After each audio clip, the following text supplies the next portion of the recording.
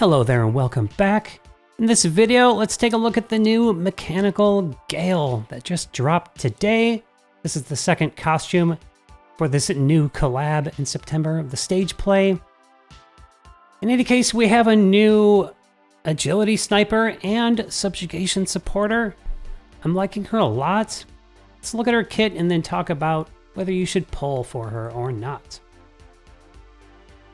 All right, once again, we have some pretty high HP and defense for an offensive character. Of course, the attack value is not top tier for today's standards, but pretty high, especially considering that she's a great support and very useful arena rusher as well. Okay, so we have a 5-hit. Always love that. And look at this, 60-second debuffs.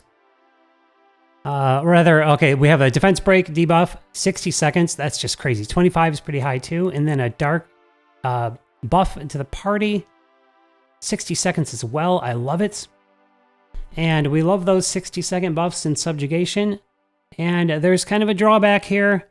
And I had this feeling, and I consulted some of my community members that are SSS plus 10 achievers.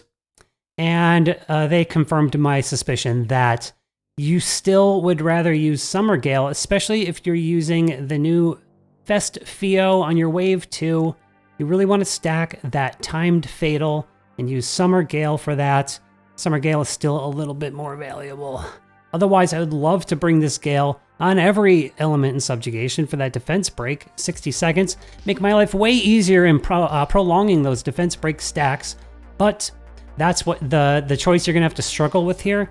But it's okay. She's not only a Subjugation supporter. We have the second in the game, Flats, agility 40%, just like Shadowbound Priet. And we know how ruthless she can be.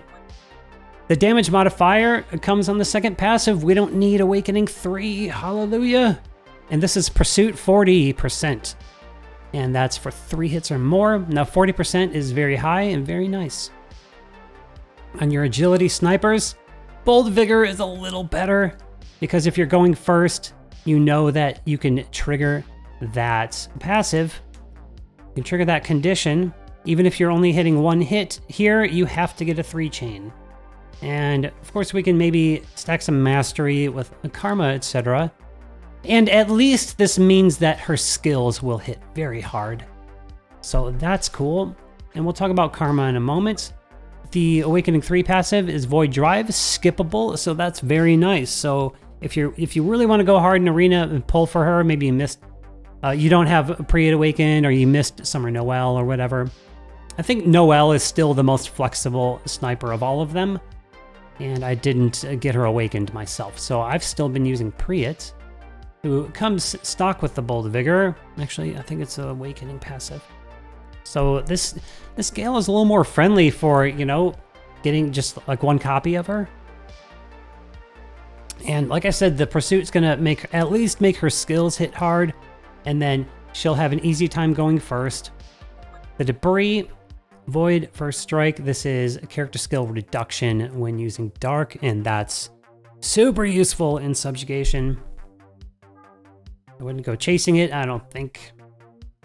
Okay, karma-wise. We have all the usual stuff here. Now, since I'd like to use her as an agility sniper, I would definitely go for one of the Agi passives. This one especially, Agi and crit damage. I wish there was an Agi and crit rate. That would be really cool. Karma 2, guess what? So I was thinking ahead, and how cool would it be to make her, like, give her crazy cooldown? But look, she doesn't have it. She does have this character skill one, which is kind of cool. You could stack even more Pursuit and give her 60. So that would be crazy because of the way Pursuit stacks, multiplies. I'm tempted to go for the Bold Vigor though. That gives her the edge on the snipe. And then, you know, you get a chain, then you have 2 different damage passives. I think that could be pretty interesting. And then here, I think the obvious choice, if using her as a sniper, is to go for the Mastery. The increased chance for chain. Maybe you combo her with another karma or another karma unit that has it as well. Or maybe, you know, FF Lars if you're using him. Stack that mastery, get that 3 chain, get that damage in there, right? Okay, and then the sword is another PvP main hand, just like Lars is. Look at this, 14, 14. And I had a lot of fun with that 14-14 weapon. It's kind of fallen off since the introduction of Summer Yuri, but it can be really cool. You know, both those skills are ready and you can get ahead of the enemy. Sometimes that gives you the advantage. If you're not against like a tank team and you know, speed and getting cooling down first is your, you know, strat, then this could be cool. However, of course, we just got that ROD Lars sword and it has the dark buff, making it way better.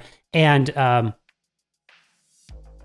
the additional timed agi you're really going to want on Gayle. Because she has the base stock, you want to really boost her timed. Okay, so cool weapon if you don't have the other one yet, I think. Of course, you know, this helps her get that pursuit, but still, you know, the other one better. The attack stat's pretty good for a one-hand sword, and so is the HP. And that's it. That's just the one unit.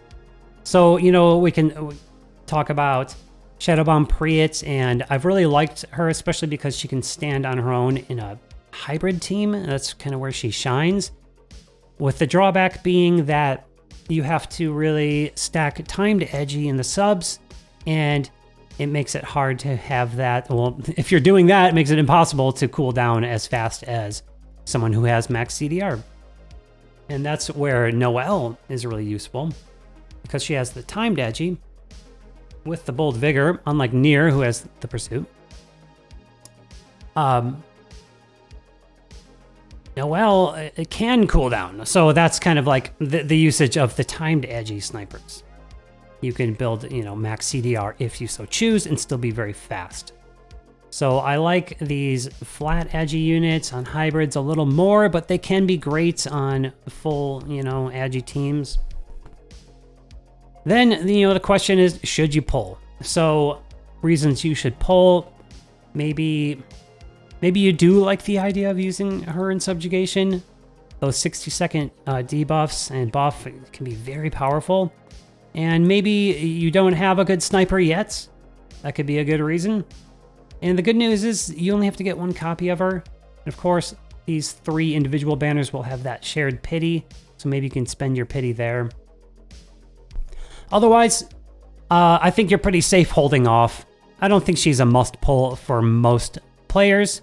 If you're, you know, really, you know, going hard in arena and you want all of your bases covered, you want more options, then she's a great option. I pulled her myself, and I'm eager to try her out.